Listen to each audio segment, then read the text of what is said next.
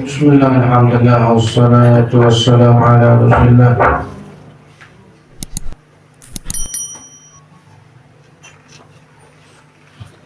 Sayyidina Muhammad bin Abdullah wa ala alihi wa sahbihi wa man wala. Wa la hawla wa la quwwata illa billah. Rabbi shrah li sadri wa yassir li amri wahlul 'uqdatam min lisani yafqahu qawli.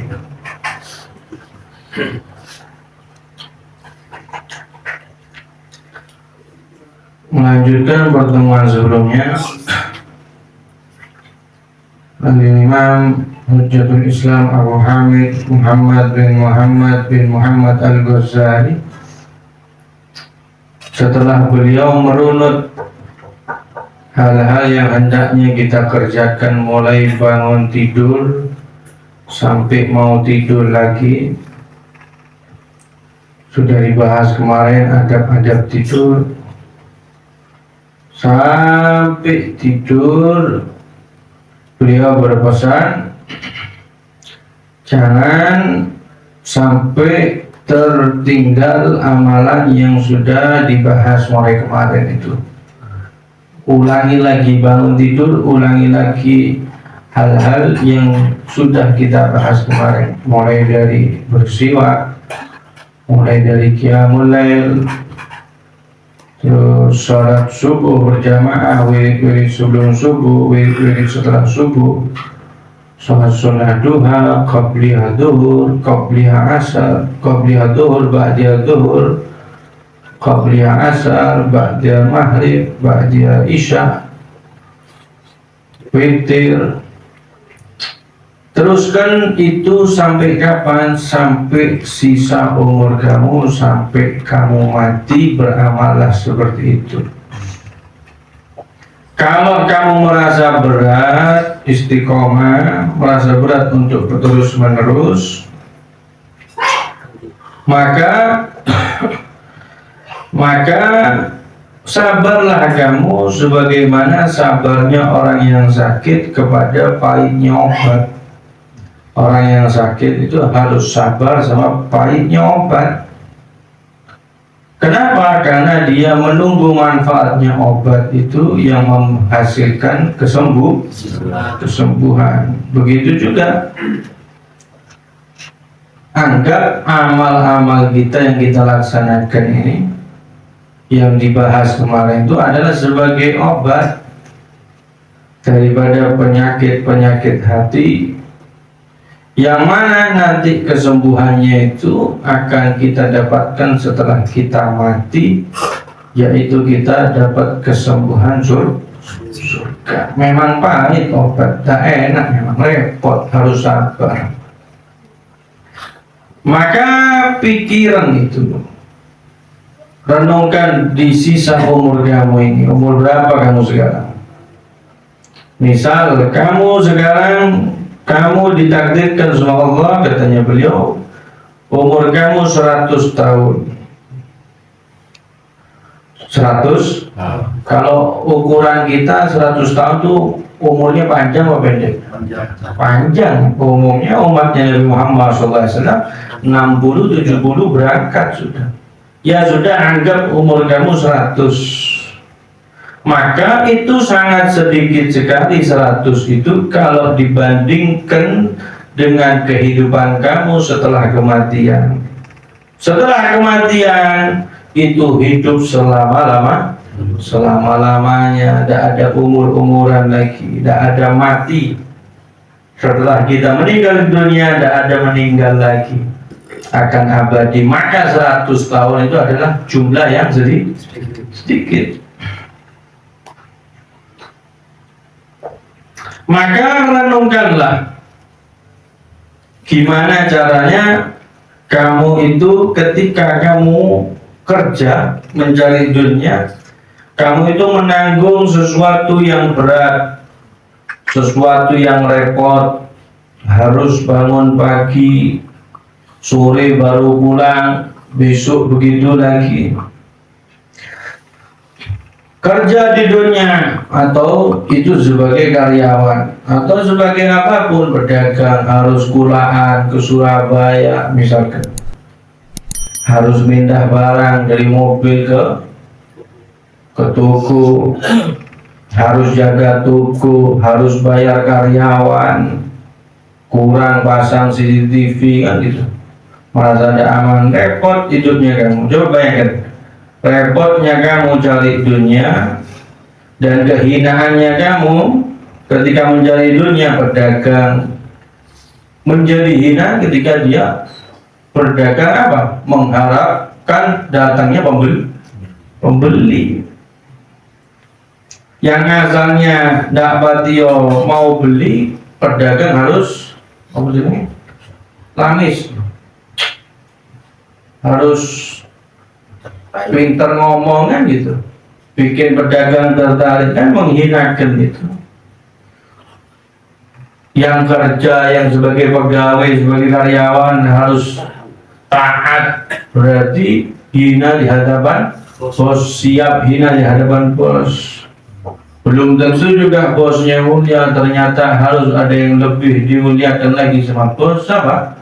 Bosnya yang gulaan, itu tempatnya dia gulaan, dia utang nota kan itu, utang barang itu kepada distributornya, salesnya harus tunduk, merasa hina kepada apa nih, pabriknya. Bosnya pabrik harus merasa hina kepada pemerintah tentang regulasi berdagang, berajak dan segala macam. Kamu kan biasa saja ketika merasa hina dalam cari dunia. Kamu berat ketika cari dunia. Sebulan saja, bayangkan sebulan saja atau setahun, kamu cuma berusaha keras kerja cari dunia untuk sebulan setahun, tapi harapan kamu biar nanti 20 tahun di usia tua hidup saya tenang. Apa bisa? Cuma 1 bulan kerja, setahun kerja, pengen 20 tahun di masa tua tenang hidupnya, bisa? Bisa. Saya kerja sebulan tok habis. Saya kerja setahun tok. Apa? Biar nanti mulai umur 50 sampai 70, saya cuma leye-leye, tidur di rumah bersama anak, bersama cucu, mainan, bisa? Kerjanya cuma sebulan, kerjanya cuma adalah tidak bisa. Begitu juga urusan akhirat itu tidak ada matinya. Kita hidup selama-lamanya. Kok ada manusia cuma dikasih umur sama Allah 60 tahun, 70 tahun, terus merasa berat untuk cari bekal, cari sangu di kehidupan selanjutnya yang tidak ada matinya. Kan aneh. Maka katanya beliau, wala tutawwil amalak, jangan kamu panjangkan angan-angan kamu. Kamu berharap, kamu mikir, saya masih hidup sebulan lagi, saya masih hidup insya Allah 5 tahun lagi, 10 tahun lagi, tak usah sholat, nanti sudah umur sekat, suicat baru sholat, baru puasa, baru jauhi maksiat.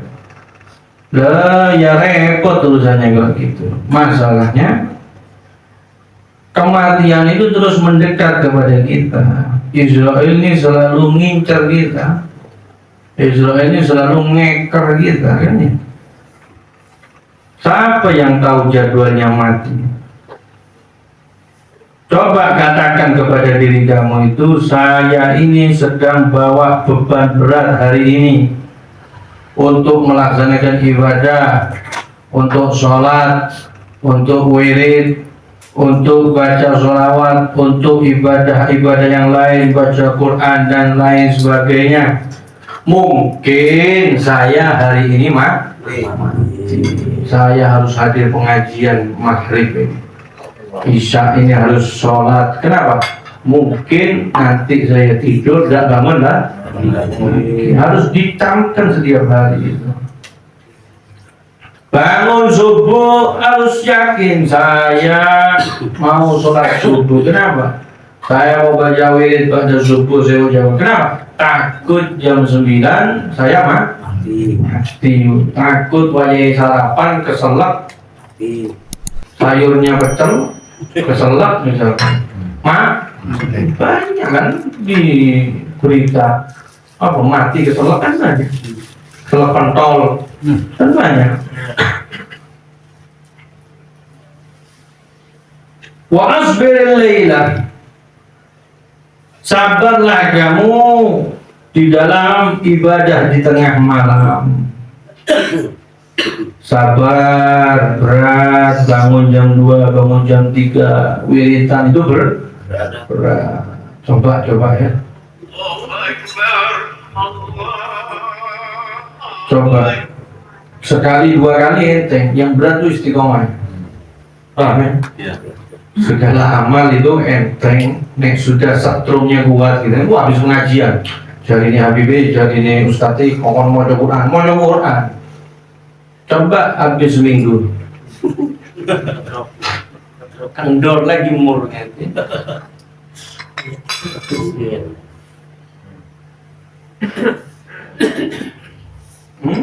Sabar kan dia beliau, sabar. Istiqomah yang berat. Pengajian benar. Sabar itu nanti datang waktu-waktu malas. Itu harus sabar dilawan. Apalagi wa asbir laila ala tahammuli mararati sahar bil ibadah, sabarlah kamu untuk menahan beratnya, pahitnya ibadah di tengah malam. Anak itu suruh bangun, suruh ibadah jam 2, jam 3 malam.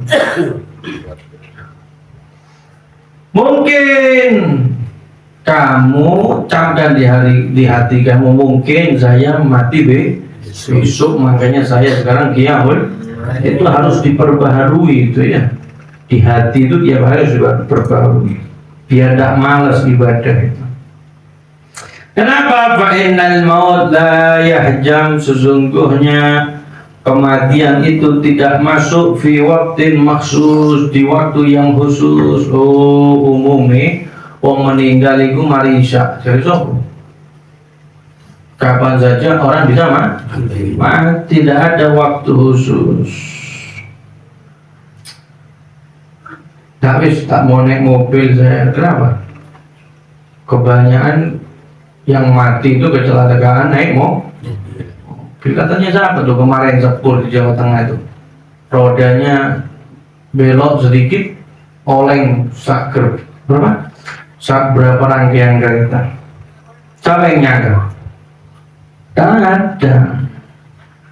Gak ada yang nyangka pesawat tak mungkin tabrakan. Iyo mati mesin nyumuk nang laut itu. Gak ada yang tahu. Wis kadang gediku wis tak usah naik kendaraan, paling aman tuh jalan kaki disau sama mobil dari belakang. Kemarin viral, keluar beli di toko, pulang dari toko mau naik sepeda, ngidupi sepeda di pick up, ngantuk disau dulu. Siapa yang tahu? Ada yang tahu. Enak-enak jalan kaki, banyak truk ucul, ngantong kepalanya mati. Di HP ini sering lewat, tidak ada yang tahu kapan orang mati. Wahalin maksusin, tidak ada yang tahu kamu itu dalam keadaan apa kamu mati. Maka jangan coba-coba masih apa iklannya minyak telur. Untuk anak jangan coba coba. Untuk orang yang hidup jangan coba-coba masih. Aduh, kepala desa di Jember viral di Ambudu. Orkestra nyanyi nyumbang lagu sama biduan, orang-orang rubuh mati nazak di atas panggung. Yo, mau orkestra datang ke kawinannya temannya, ada biduan ikut joget, ikut nyanyi. Apalagi ada syuting mati sebelahnya biduan. Gak apa namanya tapi ya apa namanya, anak-anak sampean keluar dengan malu punya bapak ya sampean. Kok bapak punya paman sore itu malu, kok paman sepupu dulu rajo tidak mau dibilang tuh, oh mati nenek, mati nenek. Tapi kalau orang bagus, walaupun dulurnya jauh masih dibilang, aku sih dulurku, aku anjing masya Allah itu, aku sih putu, aku sih putu nih, wali itu, aku sih membantah kembali nomor terbaik macam itu kena aku. Nek orang so, orang suki, dia kon, iya aku tonggo, padahal jaraknya beda dusun, dibilang tonggo. Orang suki yang loman, orang suki yang mulai tidak ada yang mau dibilang tonggonya dulunya dah.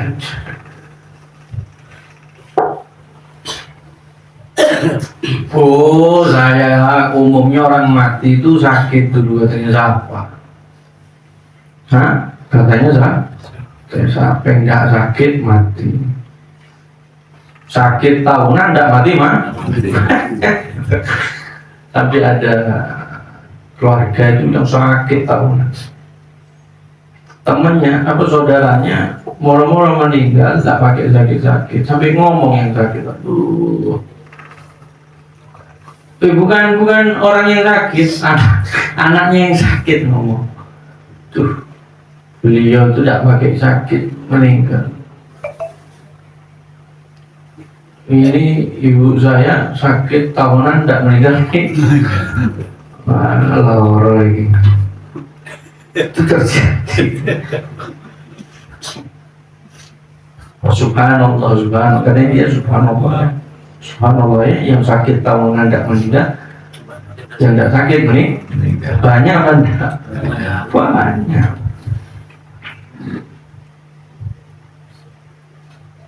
Almarhum Bim Ali dan Abidin itu tadi kaget semua.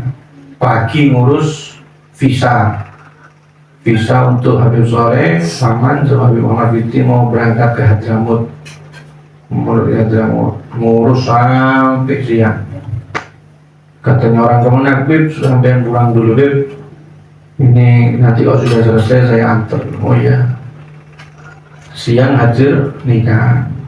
Si ngarak kematian jam dulu meninggal dunia. Ya malah ngarak kematian, masukkan pengantin, habis nyanyikan orang, masuk ke pengantin ke rumahnya perempuan, keluar jatuh terus nazar terus di pangkuannya abunya Dit, ojo guyon Dit, jangan guyon Dit. Dipikir guyon, saking seringnya guyon nazar ngorok dipikir guyon. Wong mangan kabeh. Sekali meninggal, tidak ada yang percaya. Mau gini sih, ngarap pengantin kok. Jam 3 orang Kemenak ke rumah. Kok rame ada motor? Ada apa? Sekali meninggal, loh tadi ngurus visa. Tadi ngurus visa untuk anaknya. Tuh.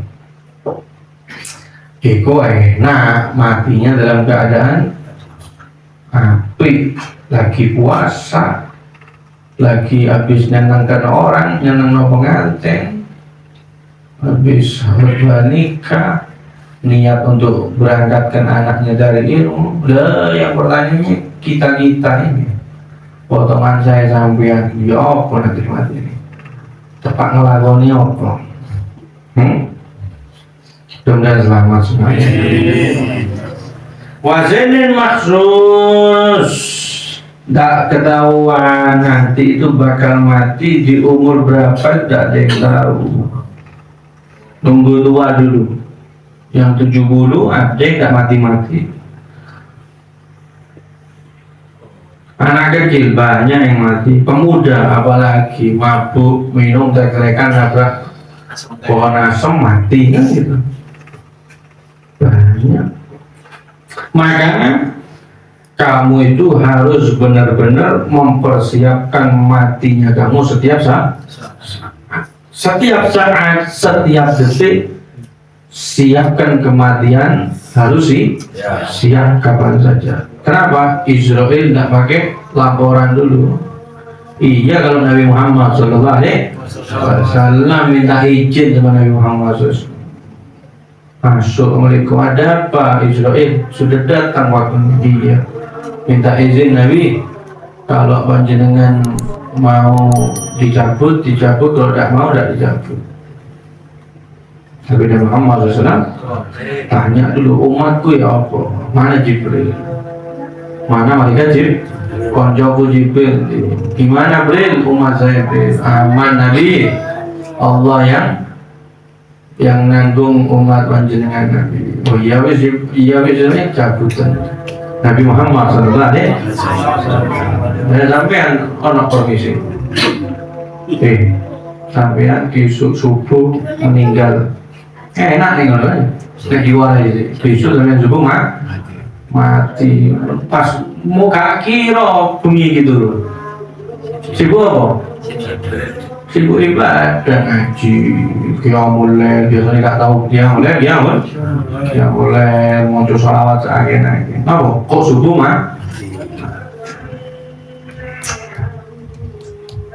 Nabi Ibrahim alaihissalam. Nabi Ibrahim itu orangnya goyur.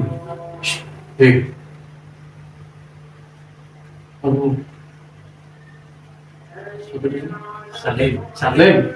Margulim tokot ku bingung. Siapa jenenge? Nabi Ibrahim itu orangnya goyur. Apa goyur? Cemburuan. Yang keluar rumah dikancing, lamarnya dikancing, lawang kamar dikancing, pintu dikancing, gerbang dikancing ono gemboe kabeh.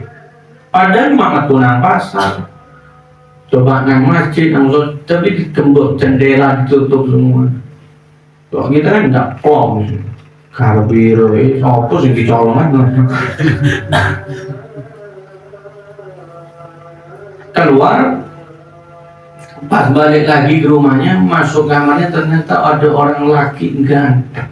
Kaget, siapa kamu? Wong lanang ini ganteng man.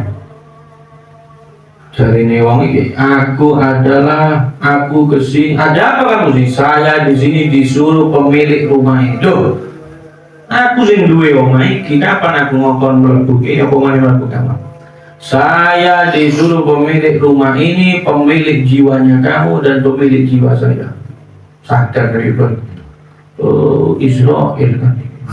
Oh ini Israel mencabut nyawa. Allah Israel sudah datang waktunya. Iya Nabi Ibrahim, waktunya sudah datang.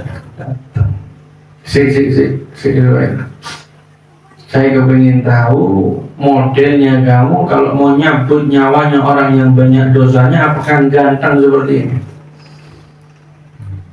Hendak Nabi Ibrahim berubah model elek.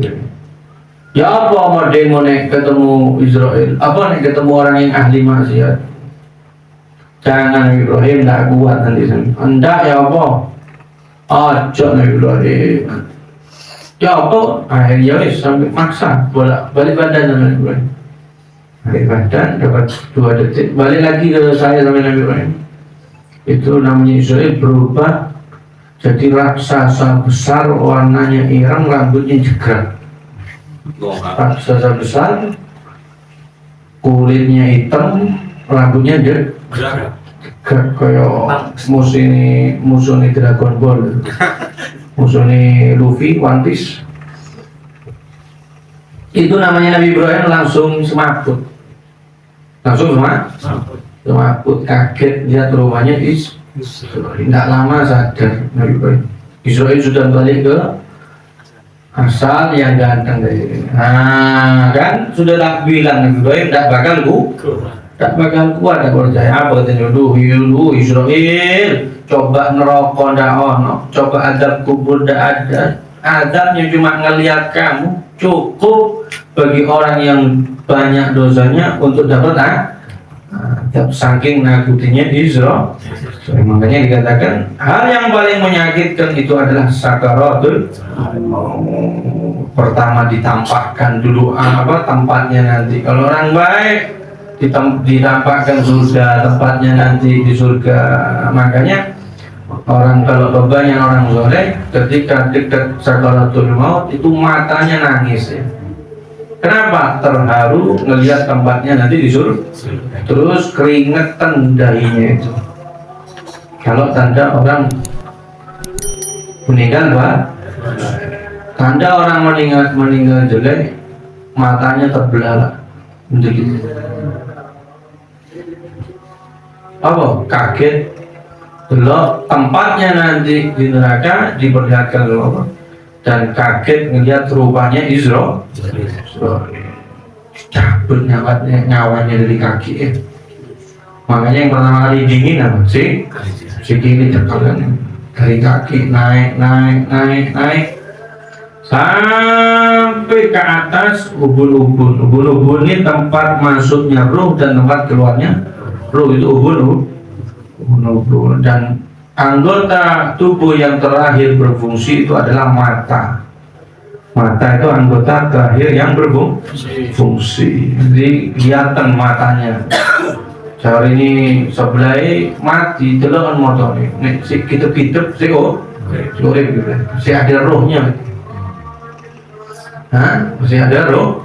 Dan nanti yang pertama kali hancur dimakan cacing itu adalah matanya. Sakit sakaratul maut Nabi Muhammad SAW itu jerit ya sakaratul Nabi Muhammad itu kesakitan ketika sakaratul tanya kami selesai nanti umatku sakit gini juga ya sakaratul maut sakit masih mikiri umatnya nanti kalau umat saya sakit seperti ini juga iya Nabi apa katanya Muhammad SAW Israel separuh sakit umatku mulai zaman sahabat sampai nanti akhir zaman kasihkan saya katanya Nabi Muhammad SAW. Kadang-kadang kita ngelihat orang meninggal jerit-jerit kesakitan ya itu padahal sudah diambil sama separuh. Mudah-mudahan husnul khatimah. Maka fal istidad lahu aula mempersiapkan kematian itu lebih utama daripada kamu mempersiapkan untuk dunia. Kenapa? Karena untuk dunia itu ala qadril hajah, tergantung hajat saja, tidak usah. Kita ini kan ruwetnya hidupnya gara-gara hal-hal yang lebih kan. Bukan yang hajatnya makan sekeluarga misal 30.000, 50.000 kan itu. Rumah cukup, setrum cukup, listrik. Yang lebih-lebih apa? Wifi kan gitu. Larang, setrumi larang apa? Ono TV, ono segala macem. Kau pengen sepeda anyar, padahal sepedanya masih dipakai. Pengen mobil anyar. Hal-hal yang lebih-lebih itu yang kita perebutkan. Padahal kamu tahu hidup kamu dan dunia kamu itu tidak netap, bahkan ditinggal semua dan itu tinggal sedikit. Sekarang umur berapa? 40 tahun, 50 tahun kerjanya masih ngoyo kayak masih panjang umur sampai 200 tahunan gitu. Padahal ajal kamu itu kamu tidak tahu. Israel datang itu kamu tidak tahu datang 20 tahun lagi atau datang besok. Apa datang nanti malam? Kamu datang udah kan aneh, lebih semangat ngejar dunia daripada semangat ibadah mempersiapkan nanti di akhir. Maka persiapan kamu untuk menyambut kematian di dalam hati kamu setiap hari. Kenapa? Karena Nabi Muhammad SAW bersabda, tuhfatul mu'min al-maut, hadiahnya orang mukmin itu adalah kematian. Itu hadiah yang besar dari Allah. Yang mati itu hadiah. Kenapa? Karena disebutkan ad-dunya sijnul mu'min. Dunia itu penjaranya orang mukmin. Dan enak orang mukmin ini di dunia, tidak boleh madon istrinya ya itu toh. Tak boleh gonta ganti zina, di penjara orang mukmin ini. tidak boleh mabuk-mabukan, tidak boleh ngelihat yang haram, tidak boleh nyolong, tidak boleh apa-apa, harus capek. Ya, orang mukmin itu harus harus capek, sholat 5 waktu, harus tangis subuh, Ramadan kudu puasa, kalau punya harta harus sedekah, zakat, harus haji, harus umroh, kan gitu. Berat hidup di dunia ini, capek, bawa beban yang berat, bawa beban untuk menghancurkan syahwatnya. Ya Allah, aku gak maksiat, kan gitu. Gimana saya ngelawan setan? Maka mati itu adalah hadiah dari Allah Subhanahu wa Ta'ala. Maka paksalah nafsu kamu untuk sabar, untuk taat kepada Allah Subhanahu wa Ta'ala, yauman wa yauman, hari ke hari, waktu ke waktu. Maka seumpama kamu ditakdirkan oleh Allah hidup di dunia itu 50 tahun, kalau kamu melazimkan kehidupan itu untuk sabar taat kepada Allah, maka kamu bakal ragu untuk bermaksiat kepada Allah Subhanahu wa Ta'ala. Kamu tidak mau untuk maksiat. Kenapa? 50 tahun itu waktu yang sebentar dibandingkan nanti di akhirat. Kalau kamu mengerjakan hal tersebut, memaksa diri kamu untuk taat, maka farihta indan maut farahan la akhiralah, kamu bakal gembira ketika mati mendatangi kamu dengan kegembiraan yang tidak ada akhirnya. Bukan malah susah mati. Kenapa? Tapi senang. Kenapa? Biru'yatika mahallaka bil jannah. Kenapa? Ketika kamu mati, diputarkan sama Allah, difilmkan tempat kamu di surga, ditunjukkan ketika sakaratul maut. Oh, dah kepingin itu, sudah kepingin cepat-cepat mati. Tapi kalau kamu menunda-nunda taat, menunda-nunda ibadah, malas dalam ibadah, maka kematian akan datang kepada kamu di waktu yang kamu tidak kira, yaitu waktu kamu yang kamu tidak perhitungkan. Akhirnya kalau tepat kamu mati dalam keadaan tidak taat, dalam keadaan maksiat, tahassuran la akhirah, kamu bakal merugi, kamu bakal sedih, kamu bakal menyesal dengan penyesalan yang tidak ada akhirnya. Dan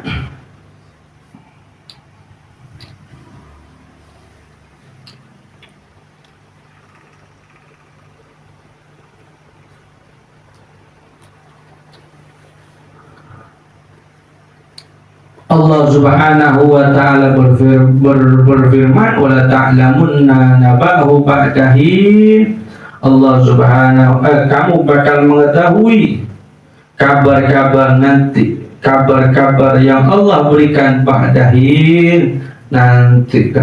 Kamu yang tidak patio percaya sama kehidupan akhirat, kamu yang tidak patio ibadah gara-gara tidak percaya sama kehidupan setelah akhirat, nanti lihatannya habis meninggal lihatan.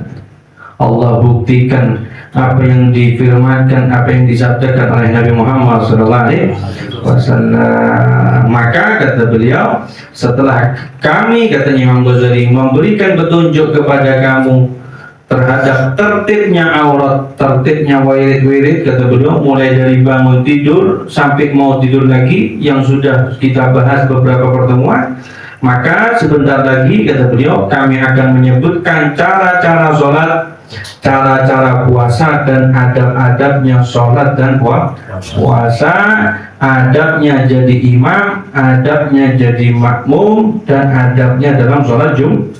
Mudah-mudahan bertemu lagi di pertemuan-pertemuan yang akan datang. Wallahu a'lam bishawab. Fatihah.